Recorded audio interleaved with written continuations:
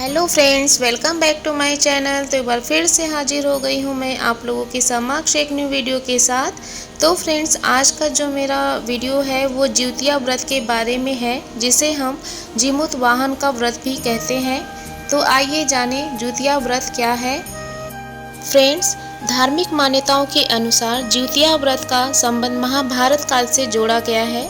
पौराणिक कथा के अनुसार जब युद्ध में अश्वत्थामा के पिता की मृत्यु हो गई तो वह बहुत क्रोधित हो गए।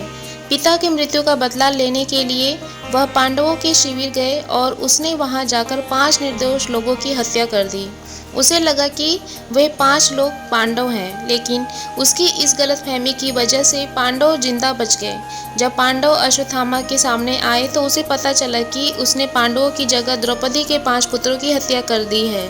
अर्जुन को जब इस बात का पता चला तो वह बहुत क्रोधित हुए और उन्होंने अश्वत्थामा को बंदी बनाकर उससे दिव्य मणि छीन ली। इस बात का बदला लेने के लिए अश्वत्थामा ने अभिमन्यु की पत्नी उत्तरा के गर्भ में पल रही संतान को मारने की योजना बनाई।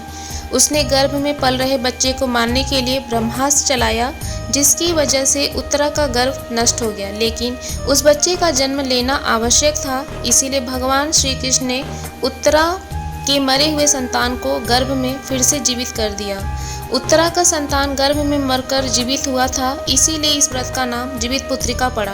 तभी से सभी माताएं अपनी संतान की लंबी उम्र के लिए व्रत को पूरी श्रद्धा से करने लगी। तभी से यह व्रत संसार में विख्यात हो गया। इसके अलावा फ्रेंड्स, एक कथा और भी प्रचलित है जो कि मैं आप लोगों के सामने प्रस्तुत कर रही हूँ। इस व्रत की कहानी जीमूत वाहन से जुड़ी है। गंधर्व राज जीमूत वाहन बड़े धर्मात्मा और त्यागी पुरुष थे, इसीलिए उन्होंने अपना राज्य आदि छोड़ दिया और वो अपने पिता की सेवा करने के लिए वन में चले गए थे। वन में एक बार उन्हें घूमते हुए एक नाग माता मिली। नाग माता की विलाप कर रही थी कि जब जीमूत वाहन ने उसके विलाप करने का कारण पूछा तो उन्होंने बताया कि नाग वंश गरुड़ से काफ़ी परेशान है। वंश की रक्षा करने के लिए वंश ने गरुड़ से समझौता किया है। समझौते के अनुसार वे प्रतिदिन उसे एक नाग खाने के लिए देंगे और बदले में वो हमारा सामूहिक शिकार नहीं करेंगे। उन्होंने आगे बताया कि इस प्रक्रिया में आज उसके पुत्र को गरुड़ के सामने जाना है। नाग माता की पूरी बात सुनकर जीमूत वाहन ने उन्हें वचन दिया कि वे उनके पुत्र को कुछ नहीं होने देंगे।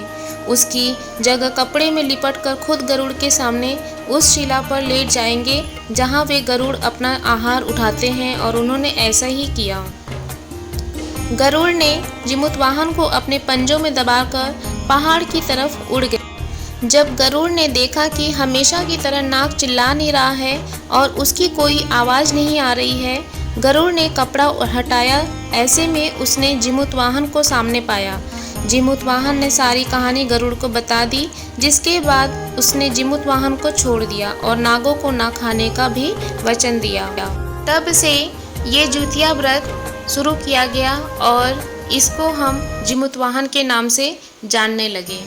और अब जानते हैं कि जिउतिया का व्रत क्यों रखा जाता है। तो फ्रेंड्स, जैसा कि आप लोगों ने कहानी से समझ लिया होगा कि जिउतिया का व्रत जो है वो माताएं अपने संतान की लंबी आयु के लिए रखते हैं। तो फ्रेंड्स, आइए अब जानते हैं कि जिउतिया व्रत का नियम क्या है। तो छठ के व्रत की तरह ही जिउतिया व्रत से एक दिन पूर्व नहाय खाए किया जाता है। इसमें व्रती स्नान आदि और पूजा पाठ के बाद भोजन ग्रहण करती है और अगले दिन निर्जला उपवास रखती है। इसीलिए नियम के तहत नहाय खाए के दिन भूल कर भी लहसुन, प्याज, मांसाहार और तामसिक भोजन नहीं करना चाहिए। इसके अलावा फ्रेंड्स, यह जिउतिया का व्रत उत्तर प्रदेश समेत बिहार, झारखंड और पश्चिम बंगाल में मनाया जाता है। तो फ्रेंड्स, इस व्रत के बारे में मैंने आप लोगों को जितनी मेरे पास जानकारी थी मैंने दी, और आई होप आप लोगों को यह मेरी वीडियो पसंद आई होगी।